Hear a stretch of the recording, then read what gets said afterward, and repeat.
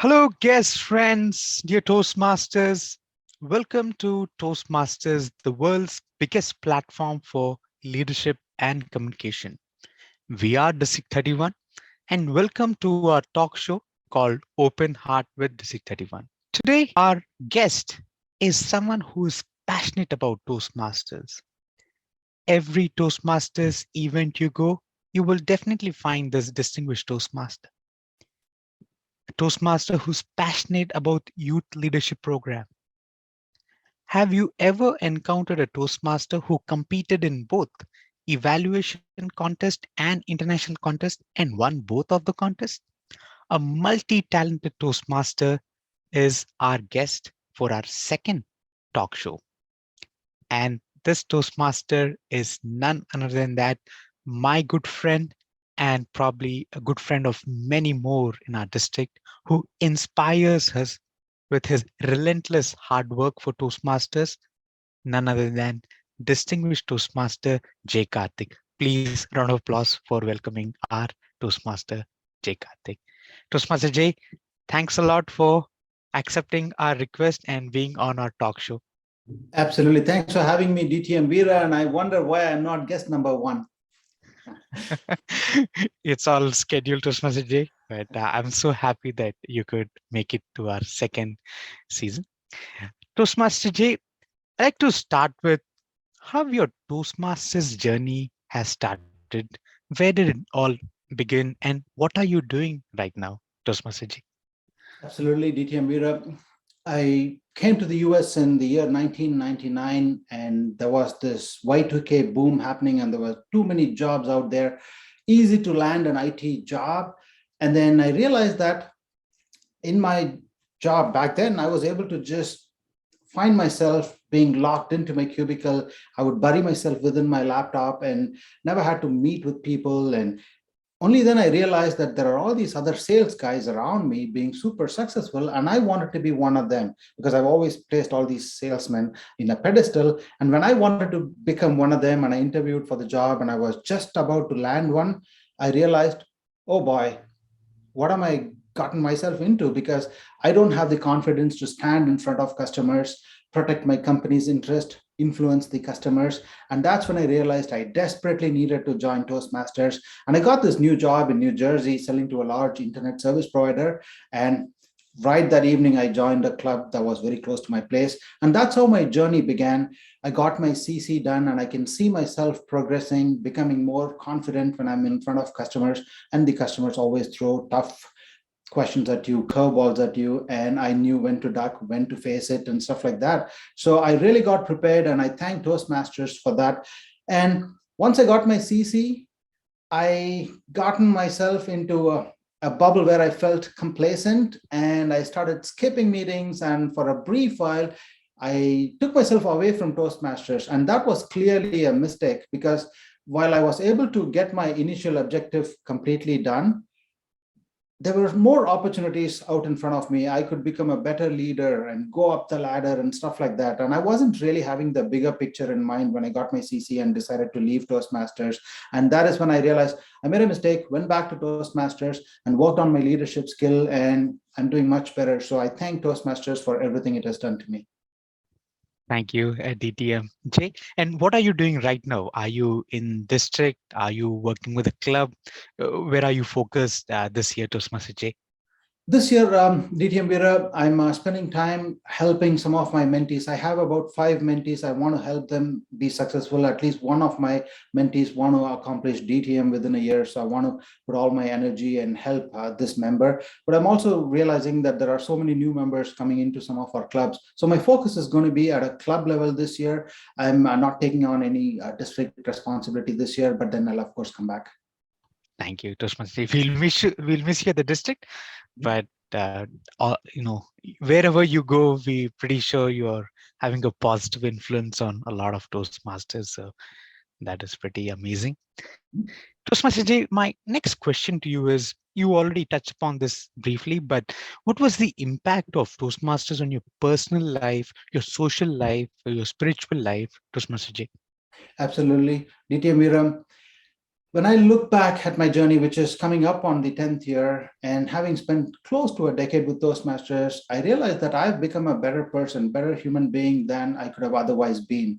In every walk of life, I try to bring Toastmasters into it. Just not about articulating our thoughts well, communicating effectively, giving critical feedback, just even having fun, right?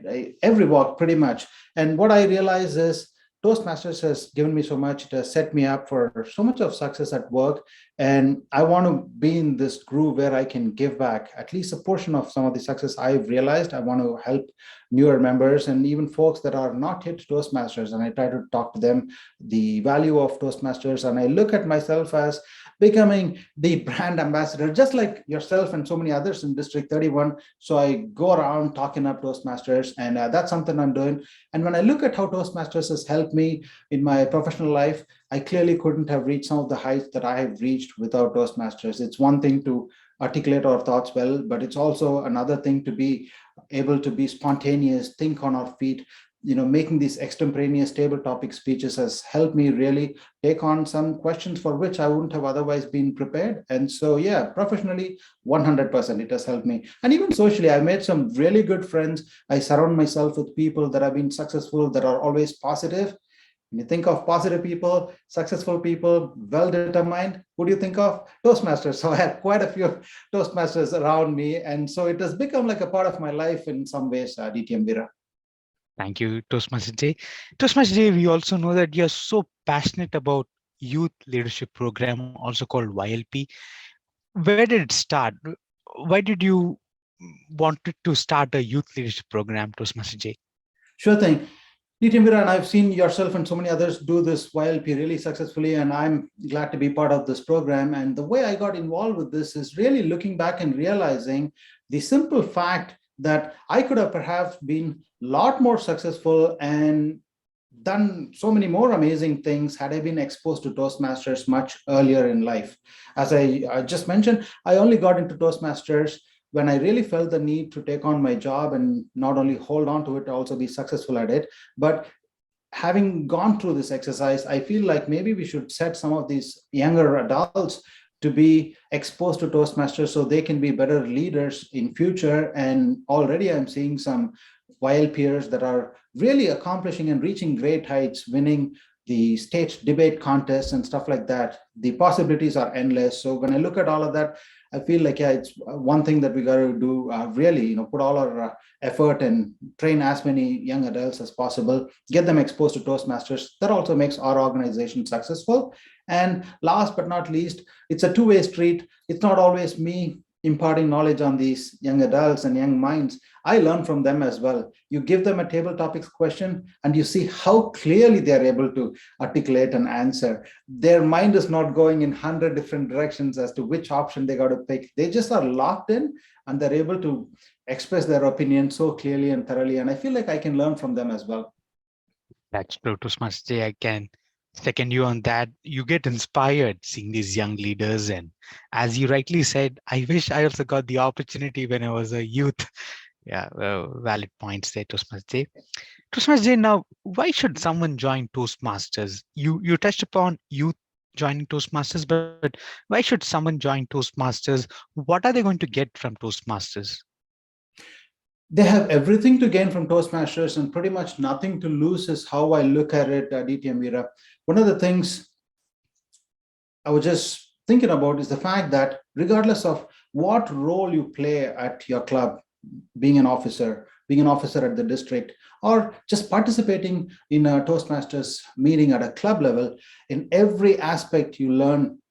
What I realize is if you give feedback and you do a good job at it, you become so good when it comes time for you to evaluate your peers or evaluate some of your direct reports, and you're able to give diplomatic feedback. Toastmaster sets you up for this. In a similar fashion, if you are the Toastmaster or a general evaluator, you could enhance the skills wherein you could be an MC, maybe plan a program, or be a good fundraiser, whatever the case might be. Every role we do at Toastmaster or a meeting helps us be successful elsewhere, and that's how I see. And I've seen so many people become successful, and that's why I keep doing it. Very well said, Toastmaster Jay. Toastmaster Jay, now on a note of your club, now I know you're part of multiple clubs. Mhm. Is tragic comedy your favorite club, or is It there is. another favorite club? I have a soft corner for tragic comedy. Thanks to our District 31's leadership, I was assigned to tragic comedy as a club mentor. And after I finished my obligation as a club mentor, I realized that I don't want to stop there. Why stop when I can have so much of fun? And this club meets every week.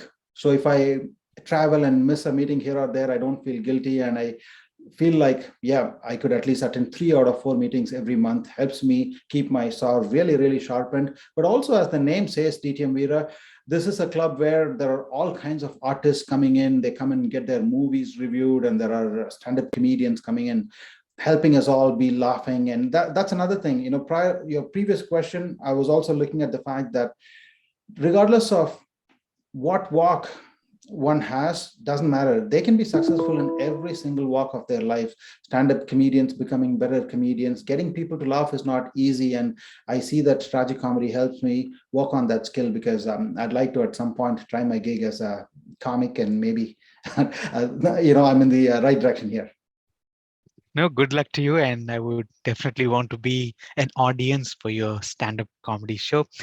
But any word on the charismatic president of that club, Joseph, Toastmaster Joseph? Oh, he is incredible. He started this club and he gave everything, every iota of energy he has been giving it. And he's been constantly like talking up not only Toastmasters, but particularly tragic comedy. And our club is thriving really well. Last week, we had a meeting where we had about 24 members. Seeing 24 people on a screen, that made me really, really happy, because we continue to draw, some of these newer members, which is amazing. There's something that y'all are doing in that club, Toastmaster Jay, because other clubs don't have that attendance, but tragic comedy, there's something that y'all are doing. What is that secret? Would you like to It share with is us? it is having empathy towards Toastmasters, new members, guests. I'm not saying this is not present elsewhere, but we go the extra mile to ensure that everybody's feeling welcome. And we look at some of what actually happens at a meeting from the lens of these new members and guests. Because when a guest comes in, if a meeting is run really well, they may be overwhelmed, and they may even feel that they may not be a good fit here, because everything is functioning so well like a clock, and they would perhaps disrupt what's going on, and they may feel guilty and they may just want to run away. Whereas we try to tell them what's happening. We put in chat exactly every phase of the meeting, what is happening, what would you see, and what is it that you're actually seeing. And if something escapes the agenda, we also explain why whatever transpired happened. And we also look at having fun. One thing we are also particular DTM Veera is we start on time, end on time, no matter what. And the presiding officer, starts on the dot, regardless of whether we even have Toastmasters or not. And some senior member or the other would always step up and fill the void. And we pretty much have each other's back there. Thank you, Toastmaster Jay. I hope all the clubs in District 31 be as successful as tragic comedy. Thank you. Toastmaster Jay, now we enter the fun stuff of our interview, which is Awesome. rapid fire. I'll Mhm. ask you a few questions, and I would expect a one-liner answer, and Sure. it will be fun. Toastmaster Jay, your most favorite speech that you ever heard, historical speech that comes to your mind, your favorite speech from a historian. I have a few speeches in mind. I can think of Al Gore's speech on global warming. That comes to my mind. He hit a home run with it. He went off the chart. He literally had a lift that lifted him, and he went off the chart, literally and figuratively. But the speech that I like the most comes to my mind is one of these TED Talks around grit. Angela Duckworth did an amazing job talking about grit, and she was so passionate. She's clearly a subject matter expert, and she was able to connect with the audience, throw in some light humor throughout her speech and stuff like that. I would actually place that speech to be my go-to and favorite speech. And when I feeling low or whatever, and I want to pick myself up, I probably would listen to that. And in fact, I'm placing that speech over my division winning speech, which is actually a testimony to my professor, Mr. Milton. And the title of my speech was Mr. Milton Defied Murphy's Law. So I would put that as a close second. I love that speech. You did a fabulous job there, Toastmaster Jay. Now, your favorite leader, the leader that you're most inspired. I've had quite a few leaders that I've come in contact with. I've also read about leaders, politicians, amazing people. Somebody that comes to my mind is a coach from our own area here, Coach Bill Belichick. He doesn't want the limelight. He just wants to get his job done. He wants to inspire the team. And if you look at how hard it is to rally the troop and reach the success they need to reach and accomplish and all of that, it isn't easy, especially when you look at all of these young players coming in, making lots of money. They could easily go disarray and just lose their confidence and their way around. And Coach Belichick was able to motivate them, show them where they need to eventually be. And I feel like people don't give him enough credit, and he's an amazing leader. And I've learned from him, and I continue to read some of whatever he's up to. Would you recommend Toastmasters to Coach Belichick? Absolutely. If Coach Belichick can give a inspiring talk, I would really encourage everybody to go attend and get inspired by him, because he's like a really charismatic coach, like Coach K. There are a few other coaches, but Bill Belichick, because I'm from the New England area, I gravitate towards him, and he is my number one. Toastmaster Jay, I know this is a tough question. Verstappen or Lewis Hamilton? This year, Lewis Hamilton may not win, but for folks out there who don't realize, Formula One is an amazing sport. Outside US, it's considered to be in the top three, if not even higher. And Lewis Hamilton has won 7 championships and is going on his 8th. This year, he doesn't have the car that will help him win. But one of these days, mark my word, Lewis Hamilton is going to get number 8. We'll hope for that. Toastmaster Jay, Celtics, are they going to win NBA Finals? I hope they get on track after being so sloppy a few days ago. For folks listening to this, you may not realize when exactly we are speaking. We have just completed game number 5, and the Golden State Warriors are leading 3-2. Clearly, Celtics are facing elimination. But grit comes to mind. Our players have to show grit, and if they do that, they will win at home. And then it's anybody's game come game 7.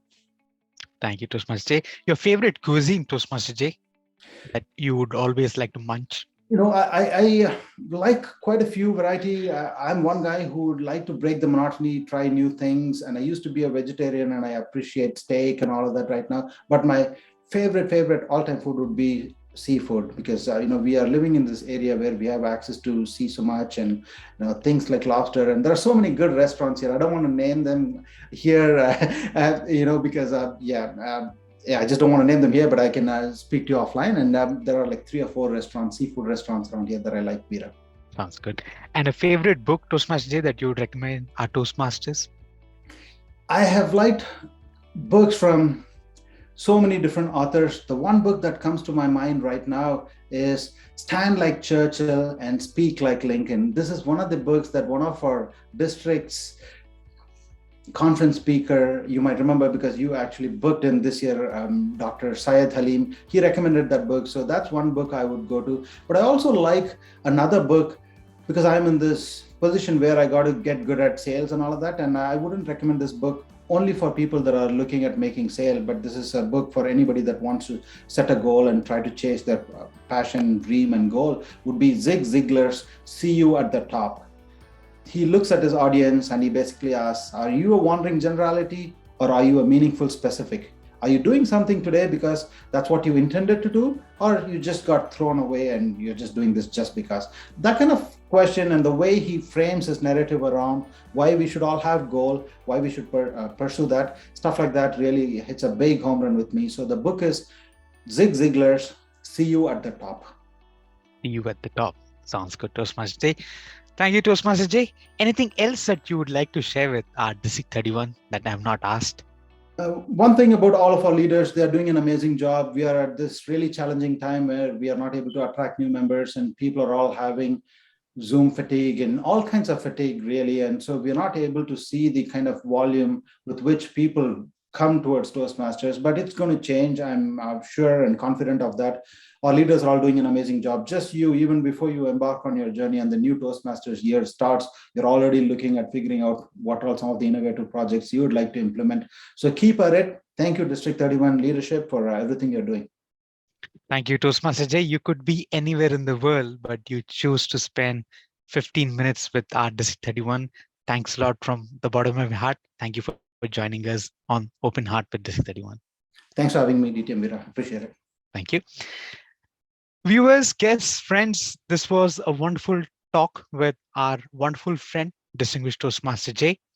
If you'd like to hear many more talk shows like that, and if you want to see your favorite Toastmaster on this talk show, please mention their name in the comment section below.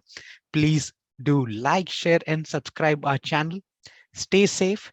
Until our next episode, we will see you. Signing off, Veera Sriram, your PRM manager. Bye bye.